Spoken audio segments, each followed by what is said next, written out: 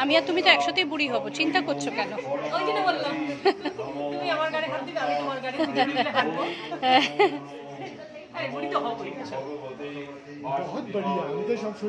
ছবি তুলে নিলাম আগে।